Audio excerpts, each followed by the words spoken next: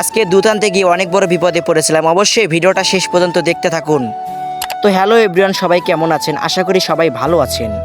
পাতিলটি নিয়ে যাচ্ছিলাম এক জায়গায় আমাদের দুধ আনার জন্য। দেখতে পারছেন কিন্তু আমাদের রাস্তাটা পাকা হচ্ছে, তো সেই কারণে কিন্তু রাস্তাটা হয়ে গেলে আমাদের চলাচল করতে অনেক সুবিধা হবে।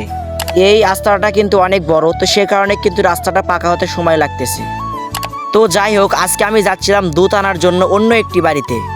যাদের থেকে আমি দুধ নেই তাদের বাড়ির কাছে প্রায় আমি চলে এসেছি এবং আমার ভিডিওগুলো কিন্তু আপনাদের মাঝে শর্টকাটে দেখাচ্ছি। অবশ্যই ভিডিওটা শেষ পর্যন্ত দেখবেন। চলে আসার পরে কিন্তু এখন আমায় বাড়ির ভেতরে ঢুকতে হবে। বাড়ির ভেতরে ঢোকার পরে দেখতে পারলাম কেউ কিন্তু নেই, তো সেই কারণে কিন্তু আমি বসে থেকে এখানে অপেক্ষা করতেছি। আমি দেখতে পারলাম বাড়ির ভেতরে কিন্তু কেউ নেই, তো সেই কারণে কিন্তু বাড়িটা আজকে ফাঁকা ফাঁকা লাগতেছে। তবে কিন্তু একজন আছে, সে কিন্তু বসে থেকে কাজ করতেছে।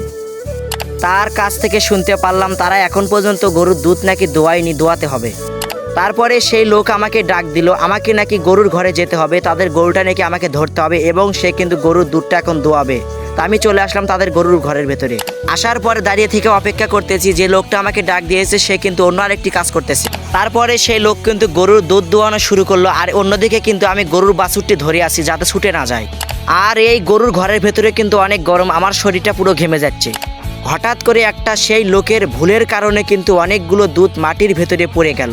অন্যদিকে আমি তো সেই খুশি হয়েছি, আমাকে সে লোকটা কষ্ট করাচ্ছে অনেক। তারপরে দুধ দোয়ানো শেষ করে কিন্তু সেই লোকটা যাচ্ছে দুধগুলো মাপার জন্য। তারপরে আমি এখন যাচ্ছি বারান্দায় যেখানে আমার পাতিল আছে। তারপরে আমি সেই লোকের কাছ থেকে 1 পোয়া দুধ কিন্তু মেপে নিচ্ছি। আজকের ভিডিওটা এই পর্যন্তই। অবশ্যই আমার পেজটাকে ফলো দিয়ে রাখবেন। ধন্যবাদ।